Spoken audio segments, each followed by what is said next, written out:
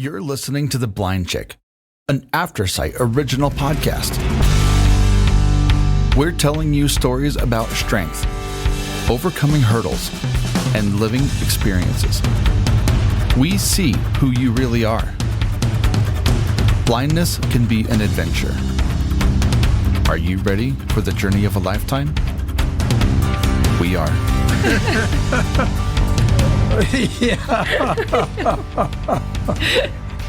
Hello, everybody, and welcome back to The Blind Chick. And we have part 2 with Tricia. And if you did not tune in last week, make sure you do. It was fantastic. We had a lot of fun. And Moses, are you ready for part 2 with Tricia? Oh, yeah. It was such a great first interview. I'm thrilled. Yeah. Let's go. Do you need more coffee? You sound like you need more coffee. I definitely need more coffee. Okay, everybody, buckle up. Here is part 2 with Tricia. Yeah. And so actually, my friend Dave, the Christmas Dave I just talked about. Yeah. He was one of the first designers I hired in New York, and he had moved back to Houston to where he grew up to start a factory in Chinatown. And so He called me and said, "Hey, I have a whole bunch of young designers here and that really need guidance. Do you think you can come help with these designers?" And I said, sure. I was so happy to be able to use my skills because what I did wasn't just design. I mean, I have to be able to read P&Ls, run a company, right. Speak about numbers to boards and stuff. So when you're doing a CMO, it's left brain, right brain stuff. So a lot of times designers just need guidance into how to structure a line. Just a business acumen is really the biggest thing. And then also, of course, cash flow, funding, all that kind of stuff. So anyway, yes, I did, and it was really fun. And then one day, one of them asked if I could come with to their factory because they had their sewers had been sewing straight lines and needed to be able to sew a curve, and they couldn't quite teach them how to do that. So we agreed to go. And then I said, Dave, I'm going to have to take my white cane into the factory. There's like saws in there, and lasers and stuff. Yeah. Do they make a cane for saws? No, exactly. The Super Saver. Yeah. And so he said, you can't take your white cane. They don't know you're blind. Oh, wow. Because consider this. We're sitting in a really bright area of a showroom in this factory, right? I have all the product already set up. Of course, I have my presentation done in advance because that's what any business person would do. Yes. And I wasn't quite sure about this whole comment that he made. Yeah. And so the day that we went, I have the white cane. I have it in the car. We get all the way there. And in a stroke of luck, I left my white cane in the car. I grabbed David's arm and we went into the factory. And at the factory, I was parked at a table, and the entire conversation, of course, they moved around the factory. They talked to different sewers. They did all this stuff. Not me. I was stuck at this one table. And as I was standing at the table, I became infuriated that because of my white cane, I had gone from a seasoned professional at the top of her game to a zero, to somebody who could not participate in the game. And it infuriated me because I had always, from the very beginning, when I first got my white cane in 2010, embraced and perceived the white cane as my ticket to freedom. And I still do. Yeah. It is the reason that I can move all around the world effortlessly because of the white cane. And so after that happened, I said to Dave, Dave, I think I'm going to go in a different direction. And I just backed off from working with Dave. And I had to kind of deal with these feelings and this perception that my white cane actually meant something negative to some sighted people. And I can't speak for all sighted people, but to Dave it did, right? And he was worried about what the clients would think. So I thought about it and I thought about it. Now, when I worked with Dave, I learned a lot about domestic production. I have always done international production. Yeah. And I just said, okay, one day I percolate. I'm a percolator. Like with that angel design, I've been thinking about it for 3 months. So I'm percolating and percolating. One morning, which happened to be, not on purpose, January 1st, 2021, my feet hit the floor. And I said, you know what? I'm going to start my own company. And it's going to be called Blind Girl Designs. And I'm going to tell everybody I'm blind and I'm going to kill it. And that's what I did. Well, and that's love how I started my company. Well, and I love how you took that, and actually the white cane is your brand. Like exactly. You took it like I'm like not only can you not, say that I'm I can't think because of the white cane, but let me show you how incredible this thing is. Let's all talk about the white cane and let's get everybody talking about the white canes. In the grocery store, when they see your t-shirt and they say, oh my gosh, is that a snowflake made of white canes? Oh my gosh, is that little cat hanging from a white cane? What is that? And suddenly people are talking to blind people that they were afraid of before, or afraid to approach, or afraid to approach the topic, right? Absolutely. Oh, that's a great idea. Right? So let's get the word out about approachability and normalize the white cane and blindness as just a part of life. That is really my mission. Let's get everybody feeling comfortable here. And let's just get that conversation out. We can get past it. And then let's just talk about your P&L and how much money you lost last year. Right? Let's just get past that thing, that obstacle. Right? Yes, absolutely. Absolutely. I do love how your designs create conversations. They open doors. How do you, what inspires you? Like you said, you've been talking about you've been kind of percolating this design for the angels for a long time. Like what are some of the other designs that you like? I'm really familiar with the snowflake one, and I know the Rocky Mountain one. What inspires you for designs? Well, it's really great because my customers ask for specific things, and they've been asking for seasonal stuff. Oh, okay. And so right now we have 3 dancing skeletons. I saw that those have white online. canes, and it's a glow-in-the-dark 3D tactile print. And underneath the dancing skeletons, it says "Happy Halloween" in bones, and underneath that it says "Happy Halloween" in Braille. And some people are buying like 5 shirts. They're buying like youth size to men's 2XL. They're like buying it for the whole family. And I'm like, make sure you charge them before you go out on Halloween so they glow in the dark, really green and eerily. And so then I did a pumpkin. Pumpkin is a big thing. Yes. So I did a pumpkin, and I had to think what would be I wanted to do something with Braille and no, Roman characters on it, right? Right. And so it says only in Braille, 3D tactile Braille. It's a beautiful pumpkin in 3D puff ink. And of course, my stuff. So in between each section of the pumpkin, there's fabric so that you can understand that. Yes. And then it's got a big vine coming off of it. And at the top, it says in an arch, pumpkin spice, and at the bottom, it says in Braille, everything nice. Oh. And that has been a huge seller. And so then I just designed, and we're going to put on the website today or tomorrow, 3 dancing snowmen with white canes that all have different hats on. And I just, what I tell people is, and then of course you guys know about the angels. Yeah. And my son, Robert, who works with me, had an idea for a Christmas tree, which is different than the original one that I designed, which is actually just 2, using the 3D tactile puff ink on the outside, a rigid cane on one side and my roller ball on the other side to A-frame the tree, and then use the straps to make the star. Oh, fun. And then he actually hand drew all of these packages inside, and wants me to color them in really bright colors like aqua and pink, and he wants all the ribbons to be yellow, you know. And so we get to use both types of ink on that print. Wow. And that was really fun collaborating with him. So the ideas, and I keep saying, you know, the truth is, the more sight that I lose, the more creative I become.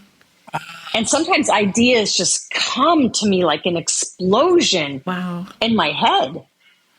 So I just go with it. That's awesome. One of the things I love about your designs, besides the creativity, because whenever I see one of your designs, I'm like, oh my gosh, it's like, how does she come up with these? But it's that your designs are awesome for people who have 20/20 vision, but they're also awesome for people who have low vision because you're super contrasty with the colors that you use. And then, of course, somebody who's totally blind, it's very tactile.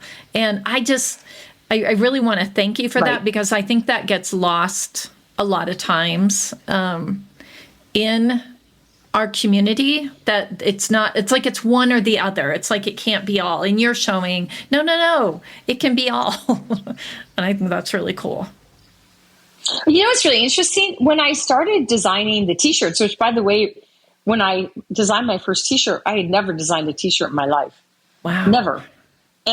But I was asked to be, Laura Legendary has a thing called Let's Go Shopping in November. She had seen my stuff on Instagram and contacted me and asked me if I wanted to be a vendor. I then did due diligence on their previous years and discovered all these people were selling Christmas stuff. At that time, I was selling dresses and cardigans. And I said, okay. I said to my son, Robert, I'm going to take all my canes and put them on the back patio. I think I got to figure out like a design or something here. And just laid out all the canes over and over again until in my head I saw a snowflake. And that was my very first design, which is one of my rollerball white cane 4 times crossed at the center. Yeah, the original. And that's basically how I started doing that. And the thing that's so interesting about what you said is that I discovered once I started designing t-shirts that all of these t-shirts on Amazon with Braille were using what's called direct-to-film ink, which you can't even feel. Right. It's not even tactile. Like, you don't even know there's ink on the shirt. Yeah. And they have Braille on it. And I couldn't believe it. Yeah. I couldn't believe that they're just selling them and everybody's just accepting that it's Braille, which is a tactile, reading form. And that it's just okay to smack those, that only somebody who had vision could see, and call that a t-shirt, that reflected or was, a blind t-shirt.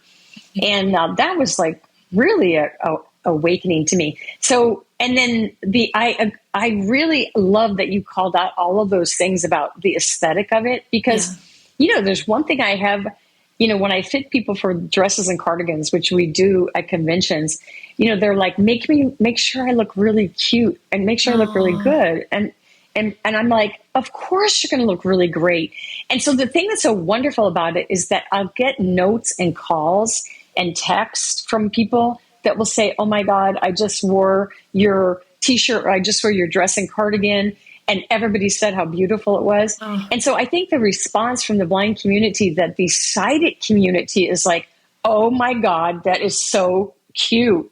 And so my thing is, if you buy something from me, you're going to always look great.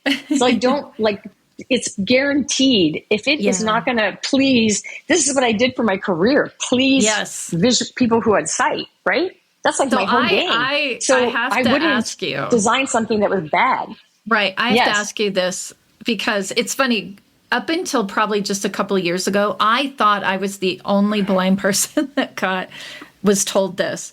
And then, of course, you start talking to other blind people, and they're like, oh my gosh, that happens to me all the time. And I get asked, you don't look blind. I get that all the time. And when I ask, well, what does a blind person look like? They don't really truly have an answer, except Stevie Wonder. And Stevie, I love you. I love you, but I don't want to look like Stevie you. Wonder. But it's crazy to me that the sighted world has this vision of what blind people are look like. Like I had a Lyft driver pick me up just a few weeks ago, and I looked cute. I was going to go have lunch with my sister. I wasn't overly cute, but I was cute. I had my favorite summer dress on, cute little jacket. Brushed my hair. It wasn't like over the top. And I get in the car, and he goes, and he saw my white cane, of course, and he goes, You have some vision, right? And I said, oh, yeah, actually, I do. I have a little peripheral out of my left, but it's really fuzzy. He goes, oh, I knew it. I knew you weren't totally blind. And I said, really? And he goes, yeah, because you look too nice to be totally blind. And I'm like, is that an insult or a compliment? And so I'm wondering, like with you, because your life is design, right? Is what on earth can we do like to stop this stereotype? And I'm also curious, because I can't see other blind people, but I'm guessing they don't look like they just fell out of bed. Maybe some of them do, but some sighted people look that way too. But how do we change that? How do we change that stereotype? And what is the stereotype? Is it Stevie? I don't know. Yeah, this is really funny. Sometimes I'll go to the grocery store and I'll come back out. I'll go by myself, right? My husband will drop me off. He'll just wait in the car because I only have to get a few things. Right. And I'll come back out and I'll say, things must be bad today. Nobody told me I didn't look like I was blind. Because for me, when depending on what the lighting situation is, right, and where my vision is, I have to actually put my chin up and kind of turn my head to the left. Yeah, right. I turn mine to the right. So. See? Okay, so okay, yes. And I'm like, wow. I mean, I must have been rocking the whole blindness thing because nobody asked me. They put me right in the disability lane. But a lot of other times when I'm speaking directly to somebody, they honest to God say, you don't look blind. Right. And I'm like, you have not seen me walk into a wall. I mean, if my family or my friends heard you say that, they would be on the floor laughing. My friend Pooja, last time I saw her, and we were in New York, she goes, girl, you are so much more blind than 6 months ago. Holy cow. I mean, that's right. That's how your friends talk to you. Yes. They're totally straight up about it. And so it's really funny when sighted people. So honestly, my antidote to that is that when kids stare at my cane or parents shush them, I'm like, oh, no, you can touch it. Yeah. It's a rollerball. It's for, blind people, and it's got a white rolling ball on it. And so I just tried to be, an ambassador and be really accessible. And I think that, I travel all over the country by myself with 2 50-pound cases and a white cane. Yeah. And sometimes I have flashing lights on my armband because I have to get momentum going on those 50-pound bags. Yeah. When I aim it towards an exit somewhere, Yeah. And I'm like, you know what? I know that exit's there. And I'm here, and you better run like hell the other way because me and these 50-pound bags are coming. It's the momentum, right? So, right. And I think people are freaked out. This crazy blind woman with these cases. And so, but you know what? I love that.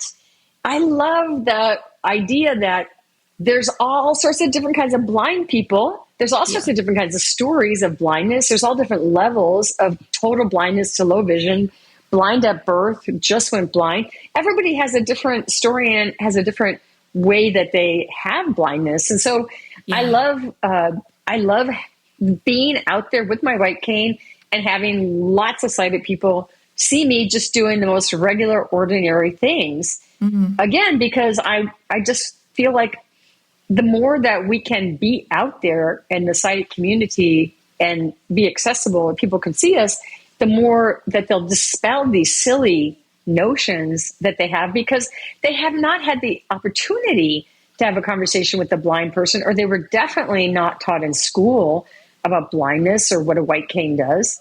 I mean, how many times have people said, oh, wait, there's a step. And you're like, I'm like in my head now. I don't say it out loud anymore. I have a white cane. Like it already told me that. Like I literally know.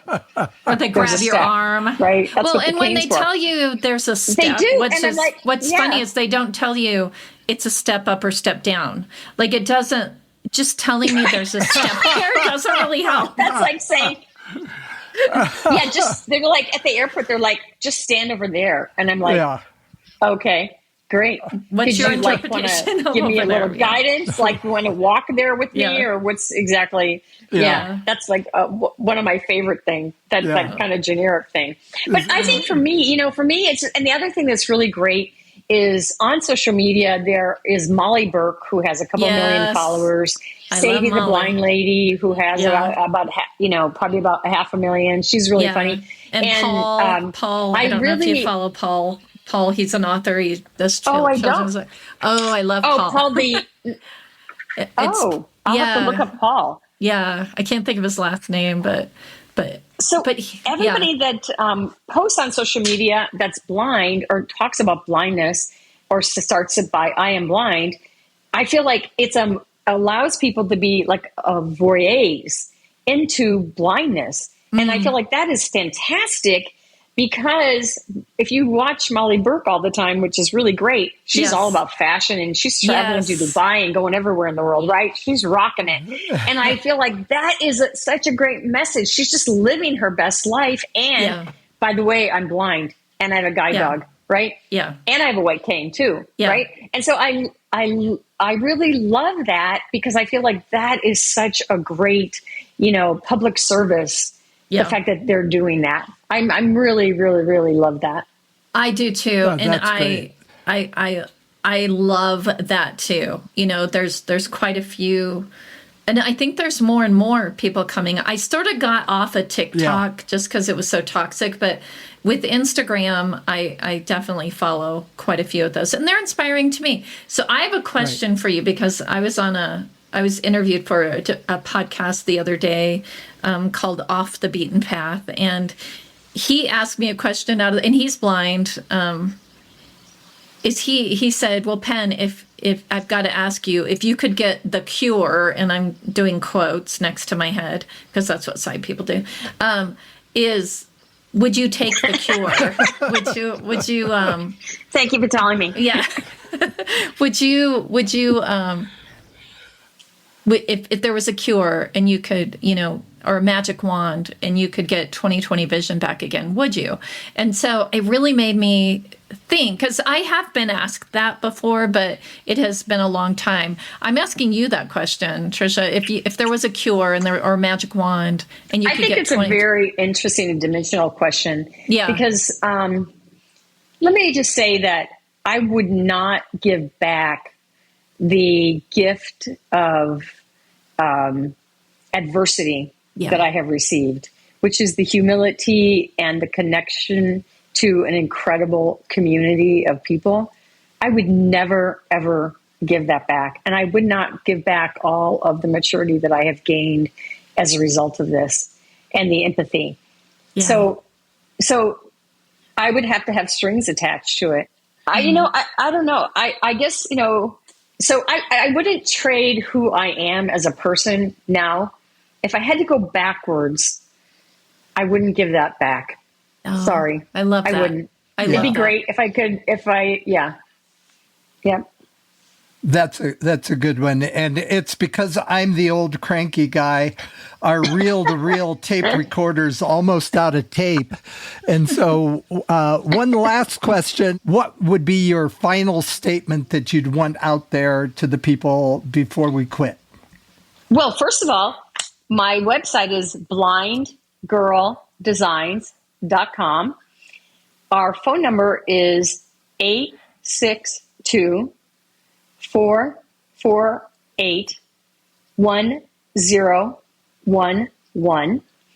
And if you shout Blind Girl Designs at your phone, my website will come up. Yep. And then you just have to tap the phone number and it will call directly to us. You can either order online or you can just call us and we'll audio describe all of the product to you or talk to you about sizing questions. That was going to be my question. I invite you. Yeah. I invite you to, I would love, everyone to see the stuff that we're doing, not only just because it's my company and I'm a small business owner, but just because it's so fun and whimsical and it cracks me up sometimes too. So yeah. I would just say, I'm really grateful to be in part in this amazing blind community of supportive people who have carried me from the beginning and will continue to carry me, I think, for the rest of my life.